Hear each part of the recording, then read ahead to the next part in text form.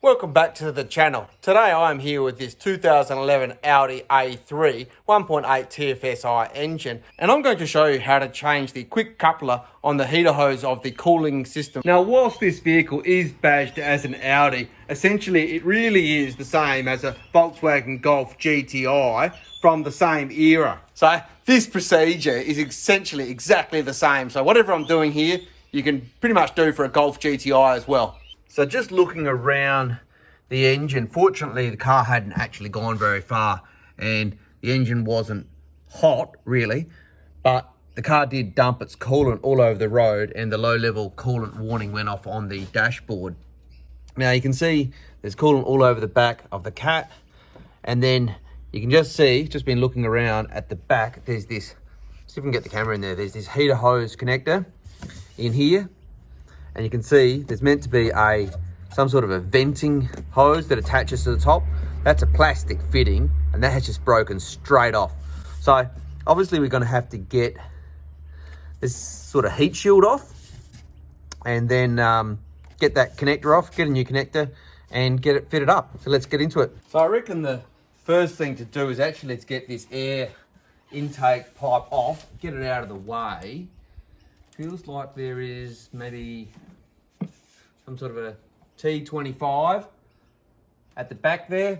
Got this clamp here, there's another clamp down there. If I can get that off, I can get a lot more access in to get that heat shield off. So we're gonna start by getting the bolt that's holding the air intake out at the back in under here. I'll just show you, I've discovered that it's actually a T30. So I'll just come in behind, you can see the heater hoses there, and hopefully I can just get the camera around and show you where it is. So you can see, hopefully there, that it's this one right here. That's a T30 we're gonna get onto. All right, so I've got a few adapters here to get up to a T30. We'll get onto the bolt with the wrench and we'll just get that out now. It's come loose straight away, so I would be able to screw the rest out by hand. There you go. That was a convenient location for that knot. All right, so I just use a set of standard old mouldy grips just to get these clamps loosened off. Before I do that, I can see there's this, probably a MAF airflow sensor cable on the back end of this one. So I'll just unclip that connector there and then we will just loosen this pipe off on this side. There we go. You can see just down the back here, there's another one of those clamps, which hopefully I can just get the body grips onto that. And then we can get this whole air intake assembly off.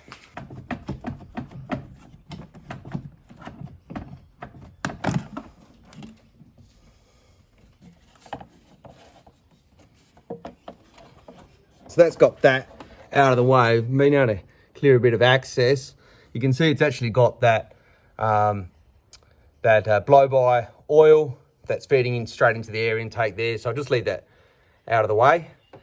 And I've just put a couple of bits of paper towel around the place to stop any oil dripping onto the back of that exhaust manifold there or any debris going straight into the intake. So let's see if we can get this heat shield off. Got this cable that's attached to the heat shield here. Just unclip that. There. All right, so it's just got this press on fitting down here. Right there, and I've just manipulated that off. So I get that one off. And then I believe the whole heat shield will probably just pull off. It's got another clip fitting in here, but it looks like it's just pushed on. All right, so I'll just show you here. It's just got that metal clip holding there. Should be able to pull that off with the pliers. Get that off, and then that whole heat shield you can see just drop down instantly. With that side off, we can just pull that heat shield back far enough. Let's see if we can get this quick connector off. You can see this side's just coming up straight away without actually removing that heat shield all the way. So we're just gonna pry that outside. There we go. Oh, there we go. This one comes sideways, obviously. That was easier than I actually thought that would be. And then hopefully that just pulls straight off.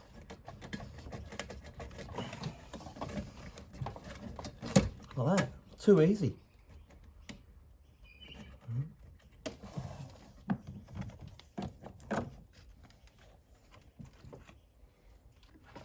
Then we can just grab our pliers and get this connector off.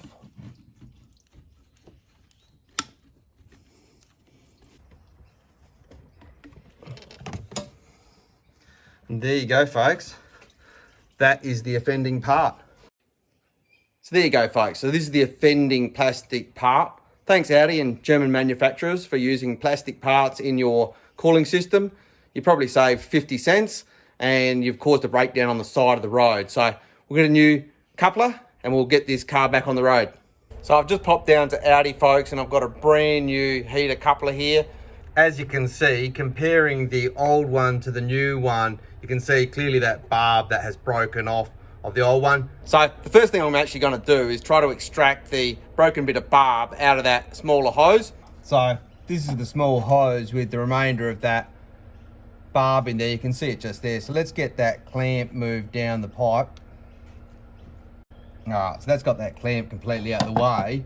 Now, what I'm planning to do is to just try to screw this screw into that plastic and then just pull it out.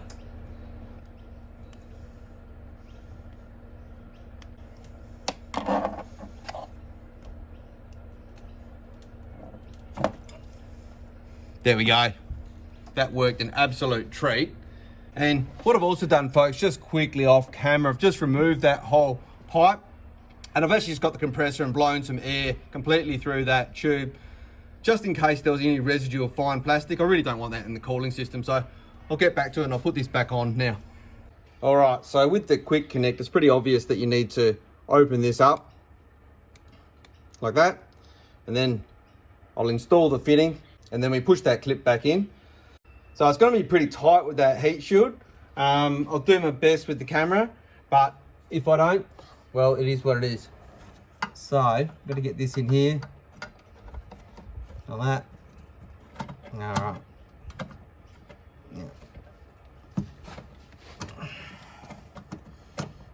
Feels like it's gone far enough, and the trick is with the heat shield is, can I actually get that clip in? There we go, got that clip in.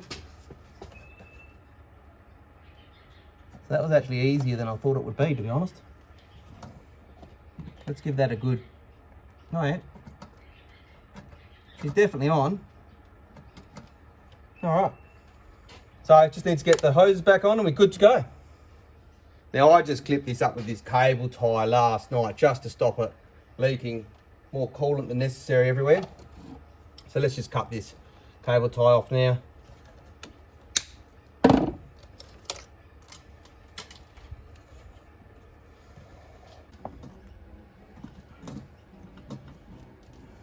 Too easy.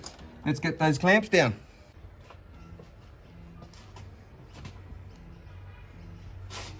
So with that top clamp of the hose completely on, let's get the clamp of the big one pushed forward.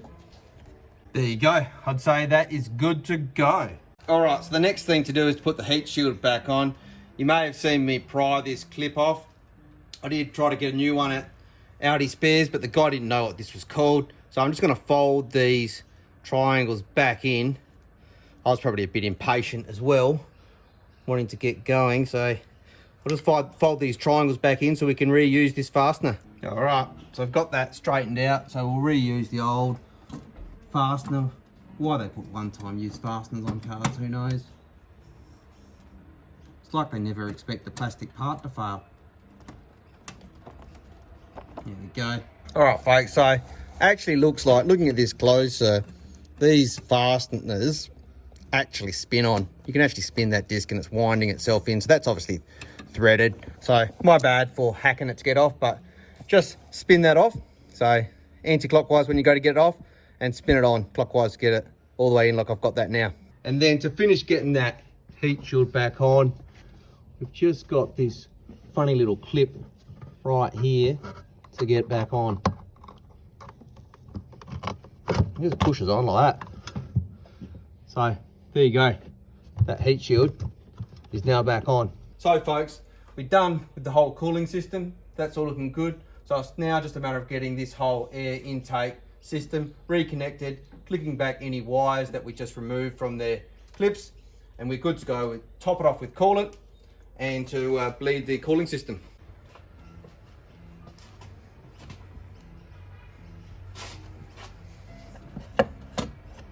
Alright, so now that we've got everything reconnected, we've got the air intake duct. The last thing is to top it up with coolant.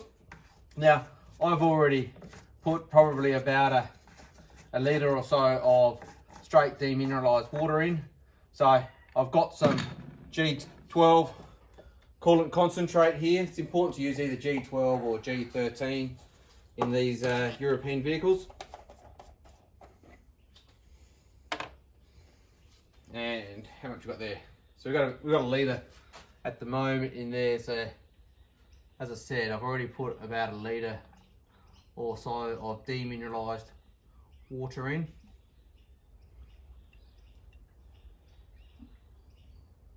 I'll just go a bit over because there's going to be a big air pocket in there. So that's a litre. That's a litre of coolant in there now. All right. So what we're going to do now is start the engine and we will bleed the coolant.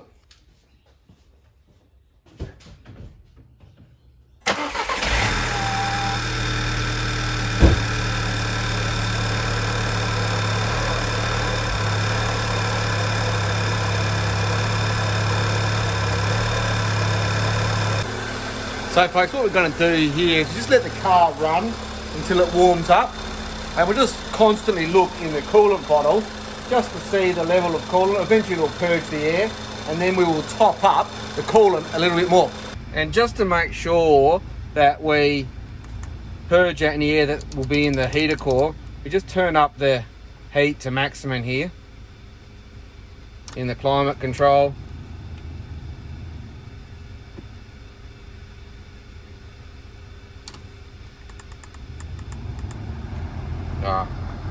I've just opened the sunroof as well.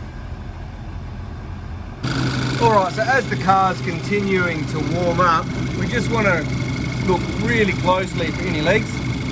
And you can see everything is bone dry around these connectors.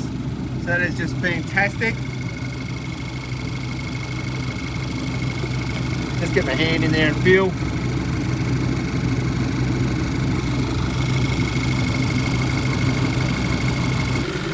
So the other thing we should do is just check that the pump's actually working, the water pump. So we're just loosening this clamp down off the overflow back into the bottle. We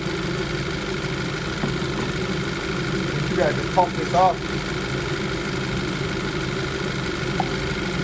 As you can see there, that's flowing away nicely through the system. So we'll just pop that back on the bottle now.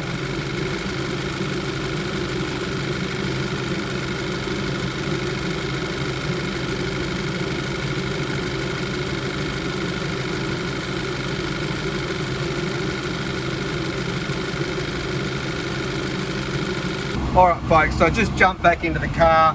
You can see it's pretty much up to operating temperature now. Really is blowing some pretty hot air in here as well. So what we're going to do is I'm just going to pop back out, put the cap on the coolant bottle, and we'll take it for a test drive.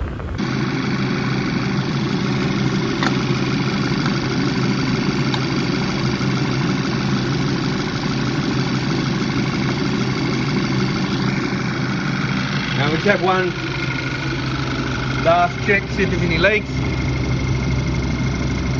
Can't see any leaks at all, so all looking good.